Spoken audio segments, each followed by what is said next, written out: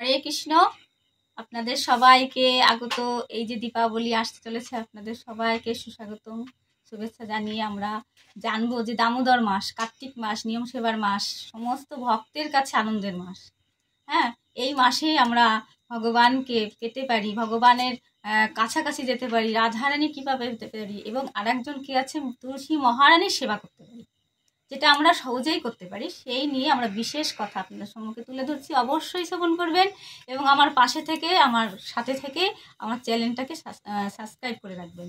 অবশ্যই জানি যে আমাদের কার্তিক মাস, এই কার্তিক মাসের মাহাত্ম্যটা এতটাই আমাদের মঙ্গল প্রদাও, সেটা হচ্ছে কি, যারা যারা, অবশ্যই আমি নিজের কথা দিয়ে বলছি যে নিরামিষ সেবা, অবশ্যই আমি কার্তিক মাসটা দিয়েই আমি পেরেছিলাম। নিয়ম সেবা মাসে আমি নিরামিষ খেয়ে অবশ্যই আমি আজকে গোবিন্দের হয়তো প্রিয় হতে পারিনি, আমি যেটি ত্যাগ করতে পেরেছি আর কি, তামসিক আহার আমি ত্যাগ করতে পেরেছি।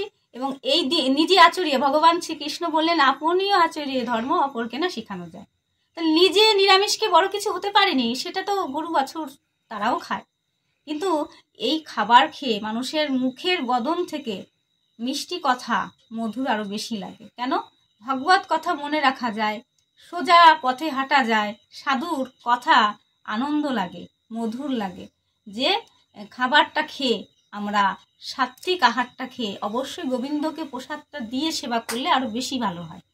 তো যাই হোক, নিজের কথা না, আমরা জানবো তুলসী মহারানীর মাহাত্ম্য। এই মাসে তুলসী মহারানীকে কেমন করে সেবা করব, গোবিন্দকে কিভাবে তুলসী পত্র প্রদান করব, এটা নিয়ে আমরা বিশেষ আলোচনা করব। এবার আমরা বলবো তুলসী মহারানী। অবশ্যই তুলসী মহারানীর প্রণাম মন্ত্র, তুলসী চয়ন মন্ত্র, পরিক্রমা মন্ত্র, তুলসী দেবীকে জল প্রদান মন্ত্র অবশ্যই জানা দরকার। একজন ভক্ত হতে গেলে আমাদের অবশ্যই দরকার, কিন্তু তার উপর যে বড় মহামন্ত্র আছে, হরে কৃষ্ণ হরে কৃষ্ণ, কৃষ্ণ কৃষ্ণ হরে হরে, হরে রাম রাম রাম হরে হরে। যদি আমি কোনো মন্ত্রই আমার গুরু কৃপায় আমার মুখস্থ হয় না, জানি না, সমস্ত কিছুর মার্জন একটাই, হরে কৃষ্ণ মহামন্ত্র, যার দ্বারা আমরা অনেক ঊর্ধ্বে হাঁটতে পারবো। আর একটা বিশেষ কথা, যে এই মাসে যদি আমি একবার হরে কৃষ্ণ মহামন্ত্র জপ করতে পারি, একবার করতে পারি, সেটি 1000 বার হয়ে যাবে। তাহলে কি করব, আমরা বেশি বেশি করে হরে কৃষ্ণ মহামন্ত্র জপ করব।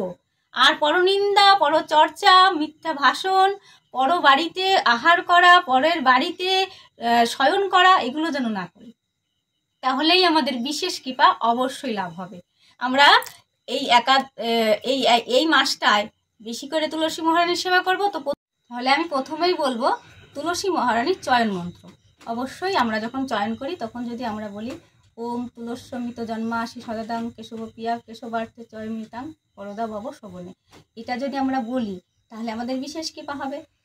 আর চয়ন করার সময় আমরা এই মন্ত্রটা দিয়েই যেন চয়ন করি। তাহলে এই মাসটাই, কেননা তুলসী মহারানীর মাস, ওনাকে সেবা করতে, ভগবান দামোদরের পাশাপাশি তুলসী মহারানীকে সেবা করতে হবে। তারপরে আমরা কি বলবো, মহারানীকে প্রণাম করব। ওম বৃন্দায় তুলসী দিব্যায় প্রিয়ায় কেশবচ বিষ্ণু ভক্তি প্রদে দেবী সত্যবত্তই নমো নমঃ, এইভাবে প্রণাম করব।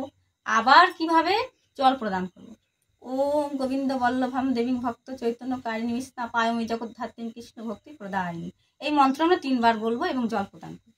এবং আমরা পরিক্রমা করব, জানি কানি চেপা পানি ব্রহ্মহত্যাদি কানি চ টানি টানি পুনঃসন্তি প্রতিক্ষণ পদে পদে, এই মন্ত্র আমরা যতবার, আমরা মেয়ে ছেলেরা ডান পাশ দিয়ে ঘুরবো, তো যতবার আমরা পরিক্রমা করব তুলসী মহারানীকে, এই মন্ত্র দ্বারা আমরা যেন জপ করি।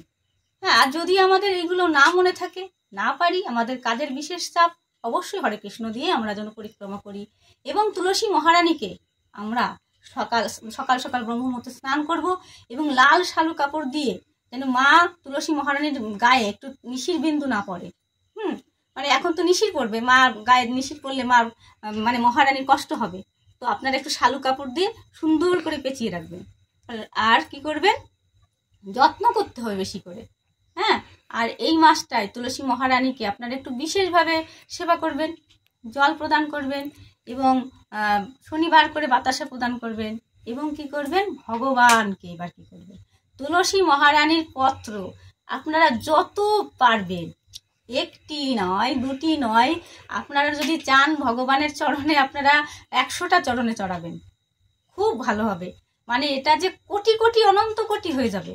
গোবিন্দের চরণে আমি যত বেশি তুলসী পাতা নিবেদন করব, প্রসাদে বেশি দেব, তুলসী পাতা ভগবানের চরণে বেশি দেব।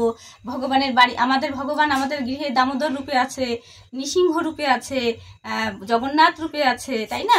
তারপরে আমার ভগবান চৈতন্য রূপে আছে। মানে ভগবান যেভাবে আছে, যতভাবে আছে, আমরা যেন তুলসী পত্র বেশি বেশি করে প্রদান করি। এতে হবে আমাদের কি হবে? ভগবানের অশেষ কৃপা হবে। এবং বৃন্দা দেবী আমাদের যদি মৃত্যু পর্যন্ত থাকে, সেই মৃত্যুকে অতিক্রম করে আমরা রক্ষা প্রদান পাবো, ভগবানের কৃপা পাবো। এবং বৃন্দা দেবী আমাদের অশেষ কৃপা করবে।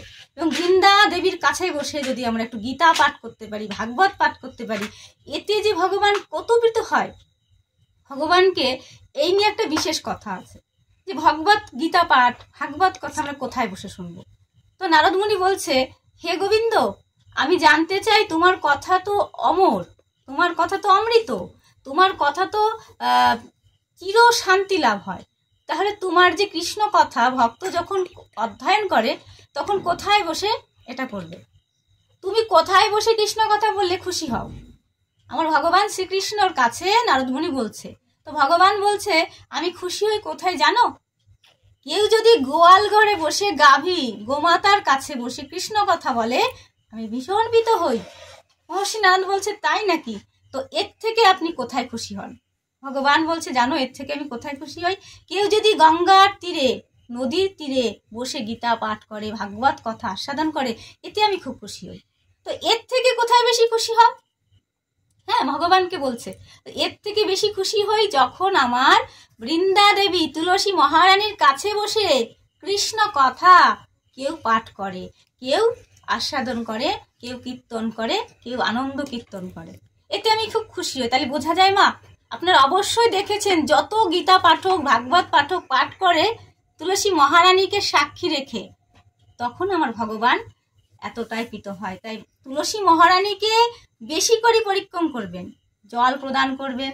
ভগবানের প্রেয়সী তুলসী বৃন্দা দেবী যদি আমাদের একটু কৃষ্ণ ভক্তি দেয়, কে? কৃষ্ণ ভক্তি প্রদায়িনী, তাই না? তিনি কিন্তু কৃষ্ণ ভক্তিকেই আমাদের দান করে।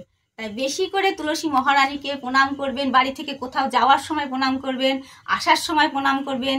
তুলসী মহারানী একমাত্র দিব্য শক্তি আমাদের ভগবানের, একমাত্র সে আমাদের এমনই শাস্ত্র, মানে আমাদের শুদ্ধ করতে পারে একমাত্র। তাকে স্পর্শ করলে পাপ দূরীভূত হয়ে যায়, তাকে প্রণাম করলে রোগ বিতাড়িত হয়ে যায়। আর তাকে যদি আমরা দর্শন করি, আমাদের কি হবে?